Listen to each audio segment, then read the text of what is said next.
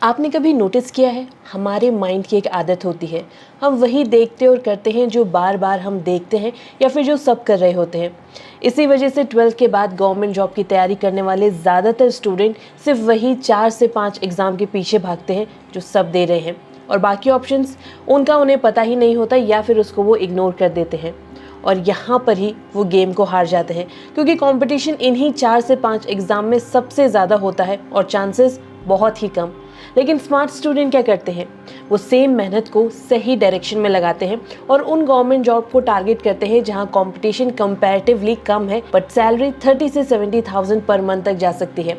और सच ये है कि इन्हीं जॉब्स में लोग क्वाइटली सिलेक्शन भी निकाल रहे हैं, बस ज़्यादातर स्टूडेंट को इसके बारे में पता नहीं है। तो अगर आप भी ब्लाइंडली कंपटीशन बढ़ाने के बजाय स्मार्ट तरीके से गवर्नमेंट जॉब में सिलेक्शन पाना चाहते हैं तो इस वीडियो को एंड तक ज़रूर देखें, क्योंकि आज हम आपको दिखाने वाले हैं 12th के बाद टॉप 15+ गवर्नमेंट जॉब्स के बारे में, जहाँ पे सैलरी काफ़ी अच्छी है और जिनमें कुछ हद तक कॉम्पिटिशन थोड़ा कम है। इसके साथ ही यहाँ पर आपको रिजल्ट भी काफ़ी अच्छा मिलेगा। तो चलिए शुरू करते हैं। सबसे पहले बात करते हैं एसएससी की, और यहाँ पर एक चीज़ आप नोट कर लीजिए कि ये सिर्फ एग्ज़ाम नहीं होता, ये गेम होता है आपकी स्ट्रैटेजी का।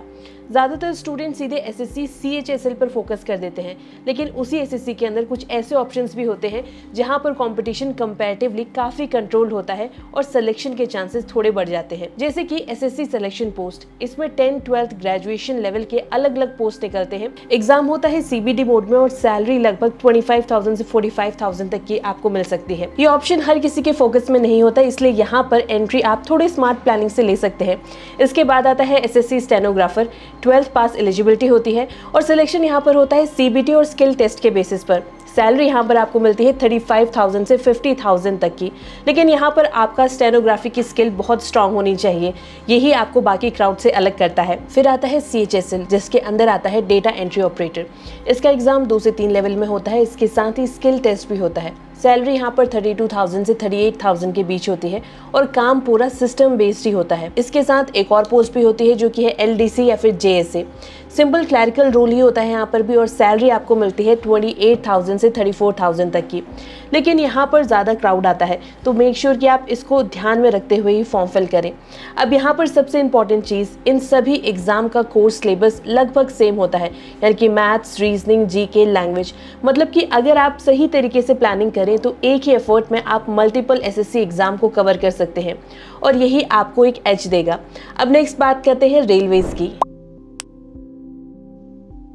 रेलवेज की खास बात यह है कि यहाँ पर रेलवे एनटीपीसी के अंदर मल्टीपल पोस्ट के अंदर ओपनिंग्स आती है, लेकिन यहाँ पर फ़र्क थोड़ा अलग होता है, क्योंकि यहाँ पर सिर्फ एग्ज़ाम ही नहीं देना होता, यहाँ पर रोल स्पेसिफाइड होता है जो कि इस एग्ज़ाम्स को और इम्पॉर्टेंट बना देता है। सबसे पहला है अकाउंट क्लर्क टाइपिस्ट। ये जॉब कम लोग टारगेट करते हैं क्योंकि इसमें आपकी टाइपिंग स्किल बहुत अच्छी होनी चाहिए। एलिजिबिलिटी 12th पास, एग्जाम आरआरबी एनटीपीसी, जहाँ पर आपका सीबीडी टेस्ट होता है, इसके साथ ही टाइपिंग टेस्ट भी होता है। सैलरी यहाँ पर 28,000 से 32,000 पर मंथ तक की होती है और काम होता है रेलवे के अकाउंट्स को मैनेज और रिकॉर्ड करना। कंपटीशन यहाँ पर कंपैरेटिवली कम होता है क्योंकि हर कोई टाइपिंग नहीं कर पाता। इसके बाद है कमर्शियल टिकट क्लर्क यानी कि सीटीसी। एलिजिबिलिटी यहाँ पर 12th पास है और एग्जाम का नाम है आरआरबी एनटीपीसी, जो कि सीबीटी मोड में कंडक्ट होता है। सैलरी यहाँ पर 30,000 से 35,000 तक की होती है और काम होता है टिकट बुकिंग और पैसेंजर डीलिंग का। ये जॉब विजिबल और स्टेबल दोनों है, इसलिए यहाँ पर कंपटीशन मॉडरेट रहता है। अब एक अलग कैटेगरी है आरआरबी एएलपी यानी कि असिस्टेंट लोको पायलट की। यहाँ पर भी एलिजिबिलिटी 12th पास है, लेकिन आपका पीसीएम होना जरूरी है या फिर आईटीआई कंप्लीट होनी चाहिए। एग्जाम यहाँ पर 2 से 3 लेवल पे होता है, जहाँ पर आपका कंप्यूटर बेस्ड टेस्ट होगा। इसके साथ ही आपकी सैलरी जो होगी वो 35,000 से 45,000 के बीच होगी। यहाँ पर काम होता है ट्रेन ऑपरेशन का और असिस्टेंट करने का। ये जॉब टेक्निकल नेचर की है, इसलिए यहाँ पर हर कोई नहीं आता, तो आप यहाँ पर अप्लाई कर सकते हैं। इसी वजह से यहाँ पर कंपटीशन भी काफ़ी बैलेंस रहता है। और सबसे कॉमन एंट्री पॉइंट है आरआरबी एनटीपीसी क्लर्क लेवल की। यहाँ पर आपकी जो एलिजिबिलिटी है वो है 12th पास, एग्जाम आपका सीबीटी मोड में होता है और सैलरी होती है 28,000 से 35,000 तक की। काम बिल्कुल सिंपल ऑफिस वर्क, लेकिन कंपटीशन यहाँ पर बहुत ज़्यादा होता है क्योंकि मेजॉरिटी ऑफ स्टूडेंट इसी फॉर्म को सबसे ज़्यादा भरते हैं। रेलवे में एडवांटेज ये है कि आपको ऑप्शंस काफ़ी मिल जाते हैं, यानी कि आप फील्ड में भी जॉब कर सकते हैं, टेक्निकल जॉब भी कर सकते हैं और ऑफिस वर्क भी आप कर सकते हैं। एनटीपीसी के अंदर मल्टीपल पोस्ट के अंदर ओपनिंग्स निकलती हैं, इसलिए फॉर्म भरते समय सिर्फ एक ऑप्शन पर मत रुकिए। क्लर्क, सीटीसी एंड अकाउंट तीनों को टारगेट करो और अगर आपका बैकग्राउंड अलाउ करता है तो एएलपी में भी जरूर आप अप्लाई करें। इसके साथ सिलेक्शन के चांसेस आपके ऑटोमेटिकली बढ़ जाएंगे। अब नेक्स्ट पोस्ट के लिए सबसे इंपॉर्टेंट चीज फिजिकल और रिटन दोनों है, तो इसकी प्रिपरेशन के लिए सिर्फ बुक्स काफी नहीं है, फिजिकली भी आपको फिट जरूर होना चाहिए। अब क्या है वो ओपनिंग्स, चलिए डिस्कस करते हैं। अब बात करते हैं पुलिस एंड सिक्योरिटी सेगमेंट की। यहाँ पर एक चीज़ क्लियर समझ लो कि सिर्फ एग्जाम देना काफ़ी नहीं है, आपके माइंड के साथ साथ आपकी बॉडी भी बिल्कुल फिट होनी चाहिए। सबसे पहली पोस्ट है हेड कांस्टेबल की। एलिजिबिलिटी 12th पास, लेकिन इसके साथ साथ जो सीबीटी एग्जाम होता है उसके साथ आपको टाइपिंग भी आनी चाहिए। सैलरी यहाँ पर 38,000 से 45,000 तक की होती है। ये जॉब हर किसी के रडार पर नहीं होती, इसलिए यहाँ पर आपको एक स्पेशल एज मिल सकता है, क्योंकि इसमें office work plus police exposure दोनों आपको मिल जाता है। अब यहाँ पर एक कॉमन मिस्टेक ज़्यादातर स्टूडेंट करते हैं कि वो सिर्फ समझते हैं कि पुलिस या फिर डिफेंस में फिजिकल का ज़्यादा इंपॉर्टेंस होता है, लेकिन ऐसी भी कुछ स्किल बेस्ड जॉब्स होती है जो वो मिस कर देते हैं, जहाँ पर कंपटीशन कंपैरेटिवली थोड़ा इजी होता है। तो नेक्स्ट जॉब है एक्साइज कांस्टेबल की। यहाँ पर सिलेक्शन होता है सीबीटी, लेकिन इसके साथ फिजिकल भी यहाँ पर होता है।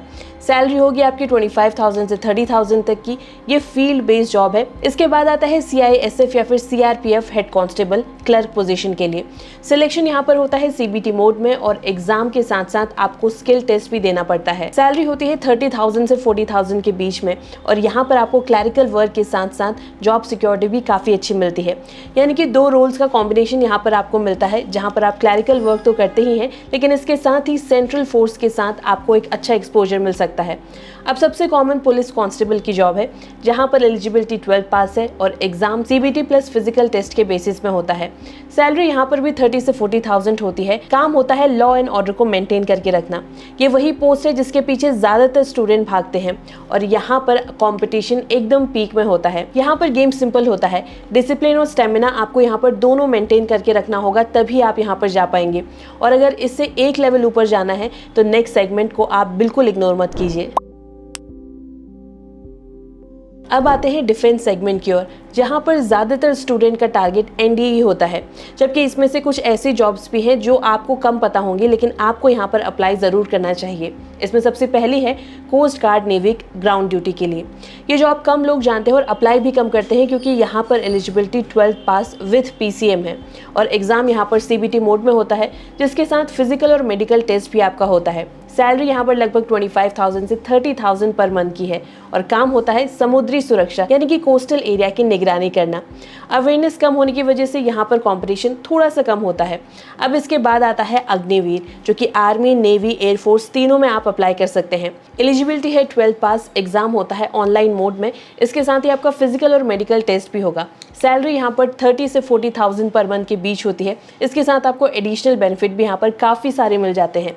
काम होता है आर्म्ड फोर्सेस के अंदर 4 साल की सर्विस देना। ये ऑप्शन उन स्टूडेंट के लिए सबसे बेस्ट है जो जल्द से जल्द डिफेंस में जाना चाहते हैं और वहाँ का प्रैक्टिकल एक्सपीरियंस लेना चाहते हैं। इसके बाद आता है सबसे पॉपुलर ऑप्शन, जिसके बारे में हमने स्टार्टिंग में बात की थी, जो कि है एनडीए। ये ऑफिसर लेवल एंट्री होती है, जहाँ पर एलिजिबिलिटी 12th पास है अगर आपको आर्मी में जाना है, और अगर आपको नेवी या एयरफोर्स में जाना है तो आपका पीसीएम होना ज़रूरी है। सिलेक्शन यहाँ पर रिटन एग्जाम और एसएसबी इंटरव्यू के बेसिस में होता है। इसके साथ आपका मेडिकल भी होता है। सैलरी ट्रेनिंग के टाइम पर आपको 56,000 से 70,000 पर मंथ तक की मिलती है। ये ऑफिसर लेवल की एंट्री है, इसलिए यहाँ पर आपको रिस्पेक्ट, सैलरी, ग्रोथ तीनों मिलता है। लेकिन कंपटीशन यहाँ पर सबसे ज़्यादा पीक में होता है।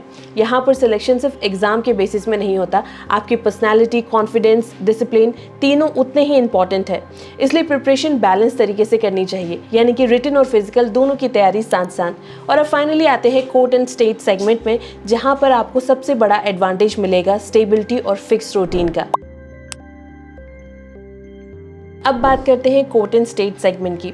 यहाँ पर एक चीज़ समझ लीजिए कि वो कैटेगरी है जहाँ पर स्टेबिलिटी का आपको सबसे बड़ा एडवांटेज मिल सकता है। ज़्यादातर स्टूडेंट को इसके बारे में लिमिटेड नॉलेज होती है, जबकि यहाँ पर ऑप्शंस आपको काफ़ी मिल जाएंगे जो सेफ भी है और कंसिस्टेंटली आपके करियर में आपको हेल्प भी करने वाले हैं। सबसे पहला है हाई कोर्ट क्लर्क। यहाँ पर आपको बेसिक कंप्यूटर नॉलेज होनी ही चाहिए, तभी आप यहाँ पर अप्लाई कर सकते हैं। यहाँ पर एग्ज़ाम होता है रिटन, इसके साथ आपका टाइपिंग टेस्ट भी होगा। सैलरी यहाँ पर 30,000 से 40,000 तक की होती है और काम होता है कोर्ट फाइल रिकॉर्ड को डॉक्यूमेंटेशन करके संभाल के रखना। ये रोल अंडररेटेड है लेकिन लॉन्ग टर्म स्टेबिलिटी आपको देता है। नेक्स्ट है फॉरेस्ट गार्ड। सिलेक्शन यहाँ पर CBT एग्जाम और फिजिकल टेस्ट के बेसिस में होता है। सैलरी यहाँ पर 25,000 से 30,000 की है और ये एक फील्ड बेस्ड जॉब है। तो अगर आपको आउटडोर काम करना पसंद है तो ये ऑप्शन आपके लिए बेस्ट है। अब एक और इम्पॉर्टेंट ओपनिंग आती है जो कि स्टेट लेवल क्लर्क, जो कि कोर्ट के अलग अलग डिपार्टमेंट्स के लिए होती है। एलिजिबिलिटी है 12th पास। इसके साथ साथ आपको टाइपिंग और बेसिक कंप्यूटर नॉलेज होनी चाहिए।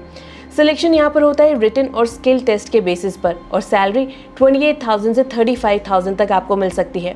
और सबसे अच्छी बात यह है कि यहाँ पर रेगुलरली वैकेंसीज आती रहती हैं और वर्क प्रोफाइल बहुत ही ज़्यादा स्टेबल है। यहाँ पर एक सिंपल सी बात समझ लीजिए कि इस सेगमेंट में सिलेक्शन फ्लैशी प्रिपरेशन से नहीं होता बल्कि बेसिक स्किल और कंसिस्टेंसी से निकलता है। तो अगर आप फॉर्म भरते टाइम सिर्फ एक ऑप्शन पर डिपेंड ना रहकर इन तीनों ऑप्शंस के लिए अप्लाई करें तो आपके चांसेस सिलेक्शन के ऑटोमेटिकली बढ़ जाते हैं। तो ये थी वो गवर्नमेंट जॉब जो आप 12th के बाद अप्लाई कर सकते हैं। तो अब डिसीजन प्योरली आप पर डिपेंड करता है। आप भीड़ के पीछे भागना चाहते हैं या फिर स्मार्ट बनकर सिलेक्शन निकालना चाहते हैं। अगर आप सीरियस हैं तो मेक श्योर कि आप आज से ही 2 से 3 एग्जाम को चूज कर अपनी प्रिपरेशन स्टार्ट कर दीजिए। याद रखिए कि मेहनत से एग्जाम नहीं निकलता, जब आपकी मेहनत सही डायरेक्शन में जाती है तब आपको रिजल्ट मिलता है। अगर ये वीडियो हेल्पफुल लगी हो तो इसको लाइक ज़रूर करें और अपने उन दोस्तों के साथ भी शेयर करें जो गवर्नमेंट की तैयारी तो कर रहे हैं लेकिन कंफ्यूज्ड है कि कौन सा एग्ज़ाम में वो अप्लाई करें। और ऐसे ही करियर गाइडेंस के लिए हमारे चैनल को सब्सक्राइब करना ना भूलें।